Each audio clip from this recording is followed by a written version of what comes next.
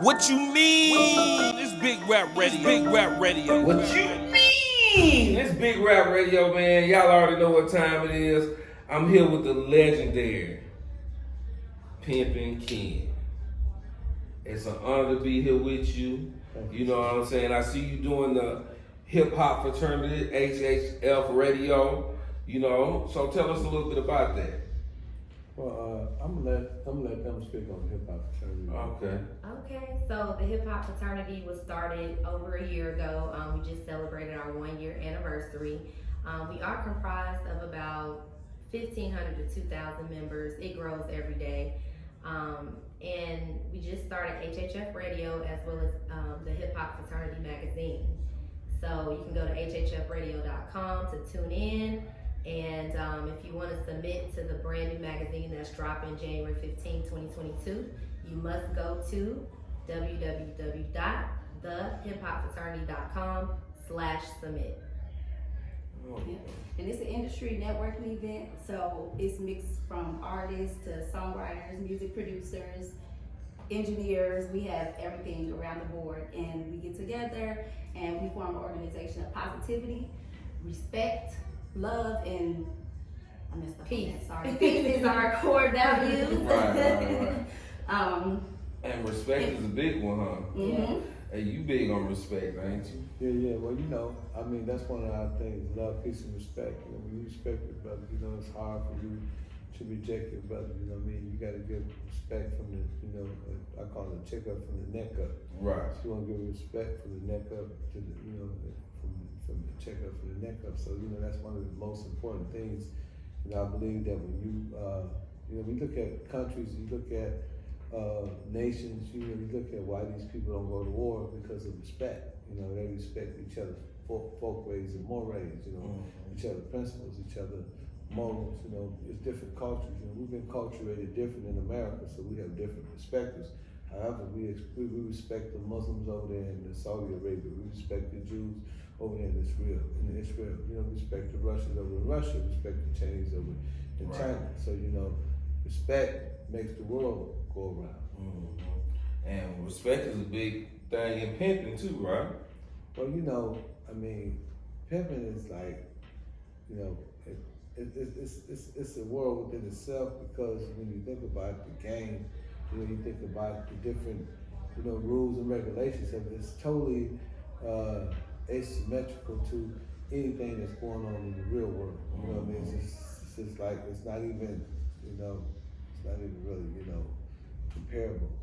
So when you think about it, you think about, if me and you gonna be in this game, if our product is women, right? Mm-hmm. And you got a broad and I got a broad, or you got a chick, I got a chick, mm-hmm.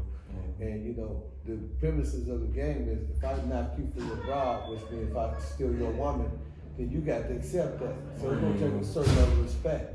The women agree to hold their head down. The women agree to not to talk to other pimps. The women agree to do all these things for respect for the game, not because they, as people say, they inferior, or they docile, or they weak. It's because it's a culture. Like in the game, believe it or not, it's permissible to call a woman a bitch. Right. That's respected. They call themselves bitch. I'm a real bitch. I'm a real hoe.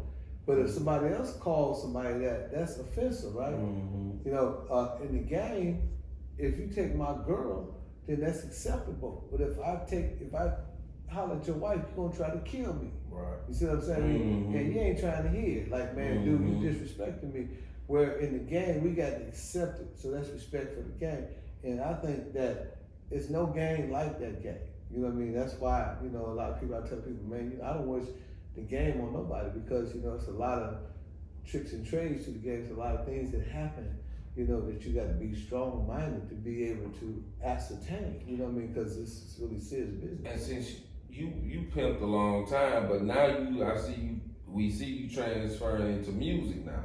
But you've been in the music, like my wife didn't really know who you was, but I was like, Pimpin Ken is a legend, like from not just pimping, from music. Like you started, like I think I probably found out about you, was that Jeezy? I think you did a skit on Jeezy's CD or something like that. Well, I done work with everybody in the industry, you know, from Puffy on down, Snoop Dogg, you know. Shut that door.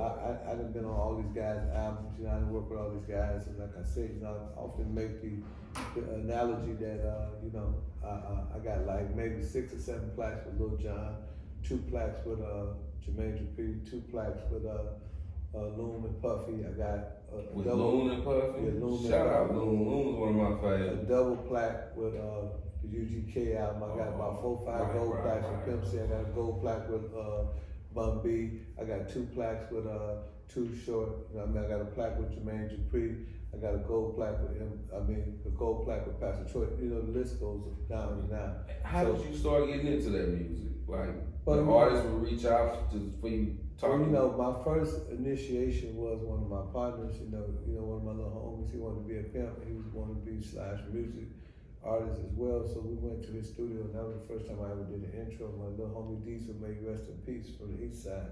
Then we went to. I came to Atlanta around '99, but around 2000, I met Jermaine Dupri at 112. And I was at 112, you know, I was giving the bartender $300 something, and all the drinks was on me. And everybody thought I was, you know, this multi-millionaire because I was buying drinks, but really I was only spending $300, but I know it take 15 minutes for bartender, but I was really trying to attract Jermaine Dupri. That's what I came down here for. So I was playing chess and not checkers. So eventually, you know, I knew I just came off a successful run of the movie Pimps Up, Hoes Down, and you know, my name was popping. So I said, but if I can get this guy, he was at the time Mr. Atlanta, you know, Money Anything with Jay-Z, he had a successful hit. So I was able to, you know, get Jermaine Dupri to run up to me and say, hey man, let me get you on the album. So I went to his album. I mean, I went to a studio, the one with the basketball court, with Jagged Edge and Bow Wow and the Brad, all of them was there. And you know, it was just an experience. And you know, one of the things that I did, I said, man, you know, your bitch ain't on the milk cart, she ain't missing, she was pimping. You know? And the whole room exploded. You know, at that point I said, man, maybe I got something, you know what I mean? Hold on, we ain't gonna just glaze over that. Your bitch ain't on no milk cart, she ain't missing. She was We're pimping. pimping. She ain't missing, she ain't on the milk cart. Okay, she went pimping. She went pimping. Okay then. Yeah, that's- HHF, we enjoy all of the analogies, we enjoy all of the education. He drops it all the time. Yeah, that's why we're around him, like, you know, and he doesn't promote pimping anymore, let's get that straight. Like, he empowers females. That's why I didn't know whether I should ask about No, I'm a part of the Hip Hop Fraternity. No, because you can talk about that's what he does. That's cool. He empowers us as females, and he wants to see black women win. So his entire board is comprised of black females. And we're very smart, so y'all watch out. And that's dope. That's ill. You know, speaking of pimping, you work with Pimp C. Did you meet? That was your best friend. How was Pimp C? Was my favorite rapper. When I used to rap, I started off rapping like Pimp C. The first Pimp C. Did you know that Pimp can sing? Didn't he sing on a couple of songs on his album?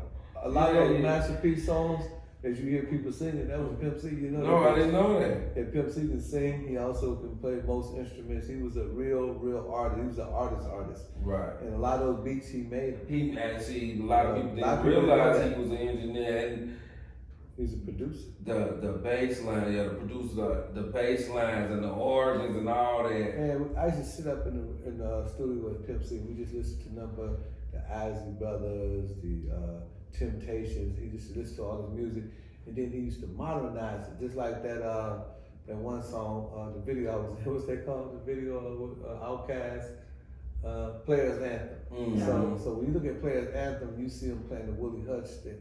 Pimp C, the ones that come up with these concepts. You know, he would bring the old soul back to music, so that means your mama be able to resonate to a Pimp C song because she would hear those jingles and that music. And you know, I used to sit up there, he used to philosophize with me about these things, and I used to be amazed at his genius. You know what I'm saying? The brother was really a genius.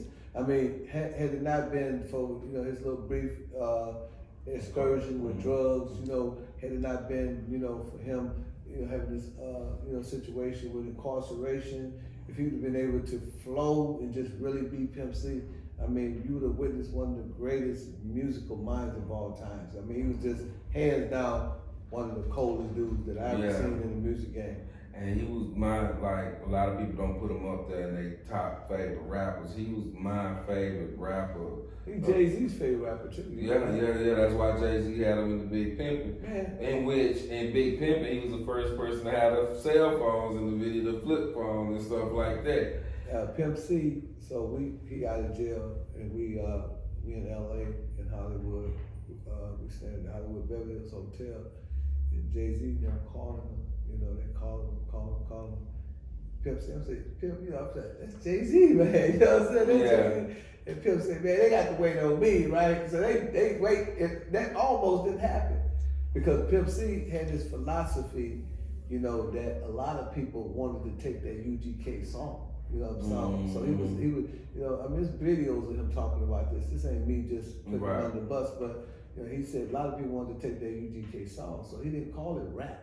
He called it country rap tunes. You know what I'm saying? And you know, he wanted to create his own song, and then once he created his own song and his own genre, you know, I mean, a lot of people wanted to, you know, borrow that because it was clever. It was like a little, you know, little R&B with a little hip hop, you know, a little finesse, a little flavor, a little rhythm and blues, you know, and that was the Pimp C song. That was the UGK song, and a lot of people wanted that song because, you know, when you listen to a Pocket Full of Stones, I don't care who you is, you know what I mean? You can feel that Southern blues, you hear that Southern R&B, you know what I'm saying? Every single time, I got a pocket full of stones. You know, Snoop Dogg might have had you do this, but Pimp had you doing this. You know, Pimp had you riding. Pimp is the reason why I ride a Cadillac now. You know what I'm saying? I had a DTS, we smashed it up, but you know, I had an Escalade.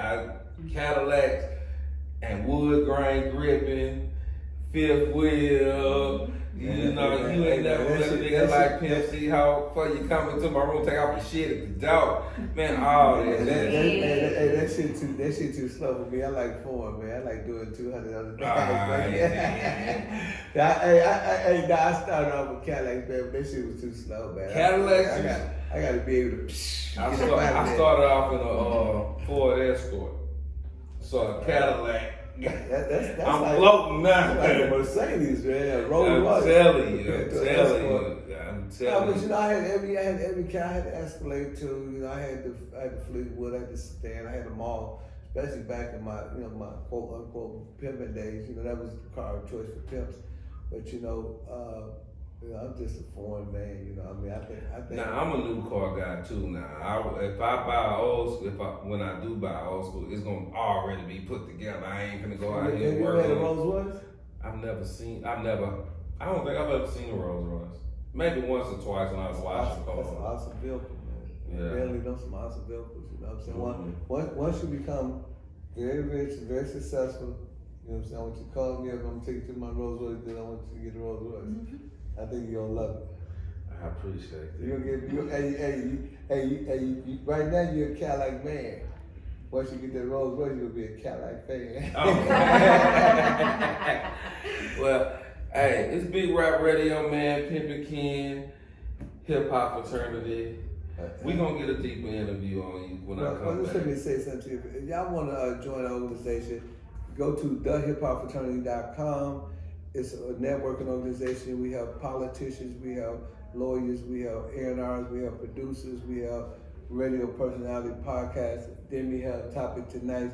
She have her own radio station, real estate company. Real estate company. So we're a collage of everything. That's why you need to make sure that you join, and then we'll connect you with a bigger power base, and that way you'll be able to, you know, disperse your information a little bit quicker because we all share, we all help you, you know, to market and promote that. And I really appreciate that. And I appreciate y'all doing this for me, doing this and interview. My Instagram is realpimpken_ or at hiphopfraternity.com. And also be on the lookout because coming January 2022, Hip Hop Fraternity will be a reality show. And make sure y'all like, subscribe, hit the notification bell. Big Rap Radio, man. Pimpin Ken, I appreciate you. Thank you so much. Ladies, I appreciate y'all. Make sure y'all go follow me on all social media, Big Rap Radio. We out. What you mean? What you mean, motherfucker? What you mean? It's Big Rap Radio. Big Rap Radio.